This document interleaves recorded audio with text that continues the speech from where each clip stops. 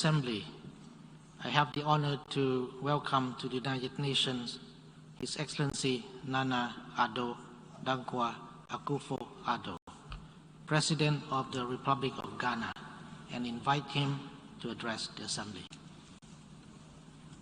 Mr. President, I congratulate you warmly on your assumption of office as President of the General Assembly, the Assembly of Humanity, and wish you well in the management of our affairs.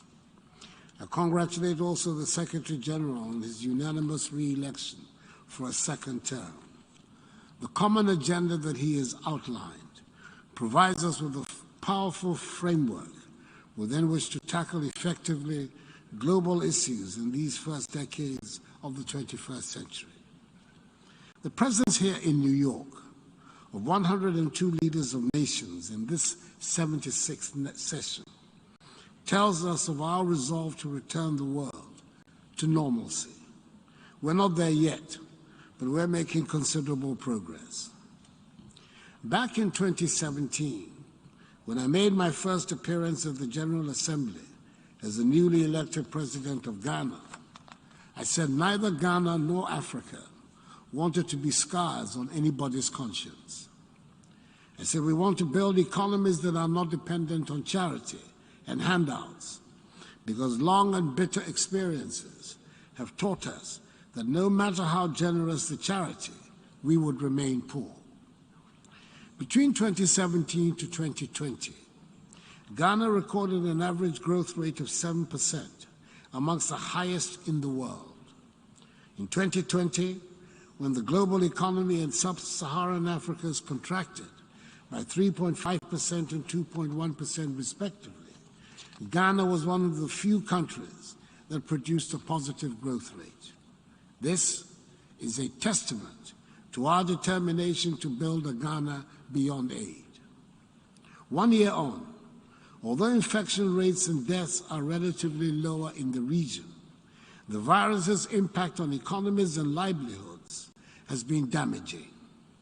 The latest numbers from the African Development Bank indicate that African economies, which contracted by 2.1% in 2020, are yet to return to pre-pandemic levels. More than 30 million Africans fell into extreme poverty in 2020, and nearly 40 million could do so in 2021. The social impact has been devastating. Over 103 million African jobs have been lost. Women, who account for 40% of total employment, have been most hard hit. Mr. President, we're listening to the scientists. It is evident that vaccination is the way to protect populations and revitalize societies. To vaccinate 70% in the shortest possible time, as is being done elsewhere in the world, means some 900 million Africans have to be vaccinated.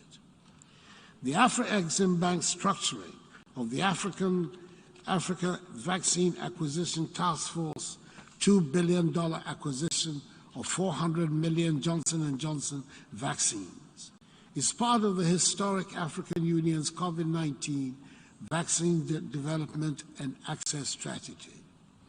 It is a critical milestone in our collective fight against the pandemic, in a continent suffering the worst brunt of vaccine nationalism.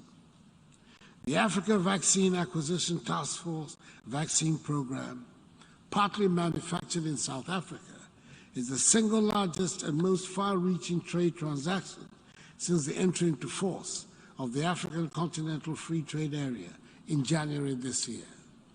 It is eloquent testimony to the benefits of domestic production and pooled procurement in Africa, as envisaged by the African Continental Free Trade Area Agreement.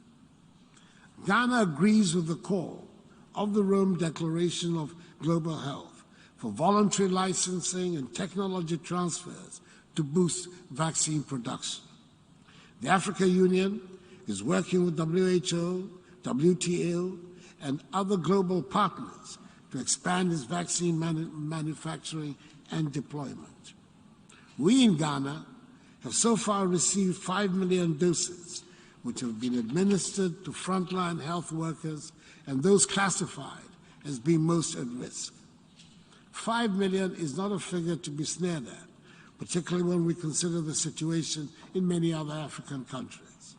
We're grateful that our efforts in the management of the pandemic and vaccine distribution have been recognized, and we have received these amounts so far.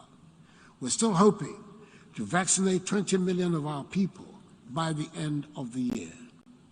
One unfortunate development appears to be the recent measures on entry into some countries in Europe, which suggests that Covishield, the Oxford-AstraZeneca vaccine manufactured in India, is not recognized by these countries. What is intriguing is the fact that this vaccine was donated to African countries through the COVAX facility. The use of vaccines as a tool for immigration control will be a truly retrogressive step. Mr. President, the last time there was such an upheaval in the world was during the Second World War, which led to the establishment of a new world order. This organization, the United Nations, and the other Bretton Woods institutions were created to maintain international peace and security, help rebuild the shattered post-war economy, and promote global economic cooperation. Even before the pandemic outbreak, many had concluded that the current structure of global economic cooperation, designed some 77 years ago, has proven inadequate to finance infrastructure and economic transformation in developing countries. Given the incapacity of the global financial system to produce the necessary outcomes to finance sustainable development, we need a constructive review. COVID-19 provides a great chance to rethink global economic cooperation based on the principles of mutuality, equity, sustainability, and collective prosperity envisaged by the SDGs. There is no question but that if the famous gathering in San Francisco was to take place today, it would be a significantly different United Nations Charter that would be written. In much the same way, a World Bank or IMF or WHO that is born today would be radically different institutions from those that were set up after the World War, as many of the countries in today's world, especially in Africa and the Caribbean, were not present in San Francisco. The pandemic has also shown us that the great advances in science and technology notwithstanding, we still have a lot to learn and discover about the human body and about life. Of dead bodies littering the streets of Africa, and in spite of not having as much access to vaccine as the developed world, Africa seems mercifully to have escaped the worst of the COVID death rates, and for that, we thank God. Ghana wants to share a few thoughts which we believe should form the basis for the new global cooperation. Firstly, we need to strengthen the funding of the existing global health organizations. This must include a greater, more predictable base of multilateral funding for WHO and regional centers of disease controls, which play the central roles in global health security. It will require dedicating an additional 1% of GDP to funding global health. This is an investment in the global public aid goal, not aid. Secondly, we must develop more resilient finances to build back better and for future preparedness. Across the African continent, revenues have decreased by as much as 150 billion United States dollars, as economies are still reeling from the economic impact of the pandemic. African governments have already spent scarce reserves fighting the pandemic and providing social protection to millions of affected households.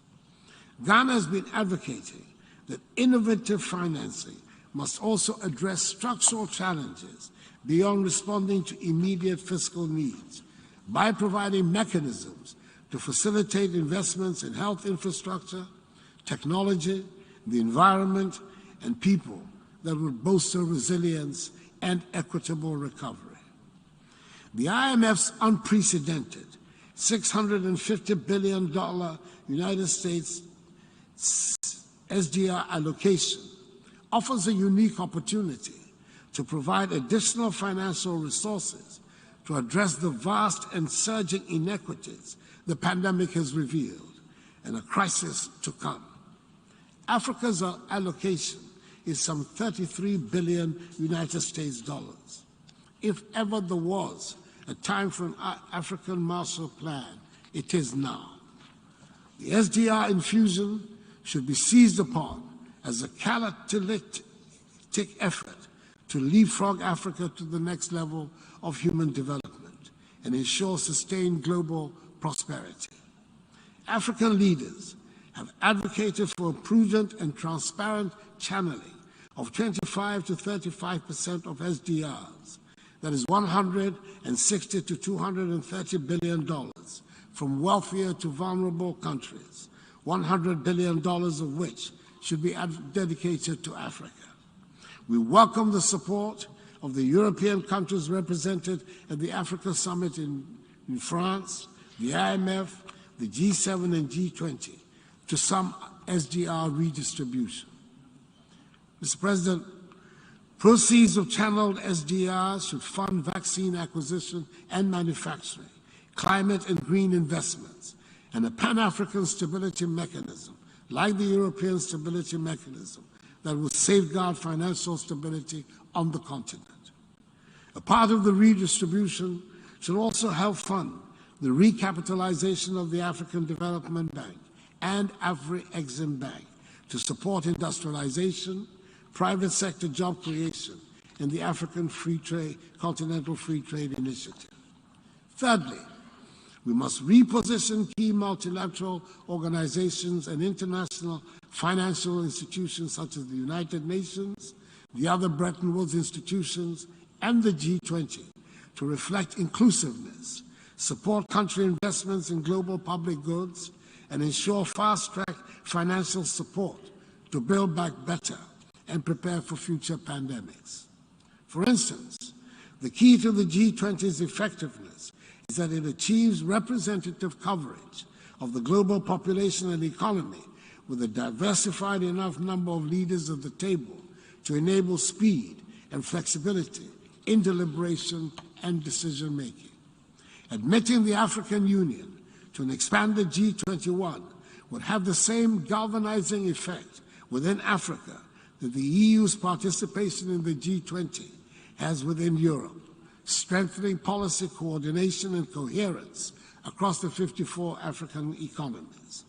With the African Union at the table, the group suddenly would have representation for 54 more countries, 1.3 billion more people, and 2.3 trillion more output. This extraordinary increase in representation will add just one seat to the table and about 10 minutes to the discussion. However, it will redefine global policy coordination to enable a more prosperous, inclusive, and sustainable world to emerge. Africa as committed as any to the fight against climate change. We believe, however, that the fight is better advanced if we're able to maintain the crucial balance between economic, political, and environmental imperatives, positions that we will be articulating in Glasgow at the COP26 conference, which should form part of the new global compact. Lastly, now more than ever, we must defend democracy, constitutional rule, and human rights in the world. In the last 24 months, we've witnessed assaults on democracy around the world, sometimes even in developed countries where we had assumed that a consensus on the democratic form of governance had been established. Mr. President, in West Africa, recent events in Mali and Guinea have undermined democratic governance in our region. ECOWAS, the regional body whose authority I have the honor to be the current chair, is unreservedly committed to maintaining democratic governance in the ECOWAS community. That is why both Guinea and Mali, foundation members of the community, have been suspended from its organization pending the restoration of democratic governance. We welcome the support of the United Nations for the measures taken. ECOWAS has given Guinea 6 months to do so and requested the immediate release of President Alpha Condé. On my visit to Conakry last Friday, the military leaders indicated their willingness to see to his imminent release, and it is our hope that they will keep to their word. The authority has also made it clear to the military government in Mali that it is not prepared to negotiate an extension to the February deadline for the holding of democratic elections, as the essential steps to be taken can, with political will, be effected within the ECOWAS-sanctioned timetable. It is better that a government with a democratic mandate be in place as soon as possible to implement the necessary reforms for the future stability and growth of Mali, thereby enhancing capacity for the all-important fight against terrorism in Mali and in the wider Sahel. We in Ghana highly resolve that we will continue to defend democracy and constitutional rule and uphold human rights. We shall work to strengthen the institutions that support democracy in our country and in our region. We shall continue to support the United Nations and other international organizations to help remind us that indeed no man is an island entire of itself. I thank you for your attention.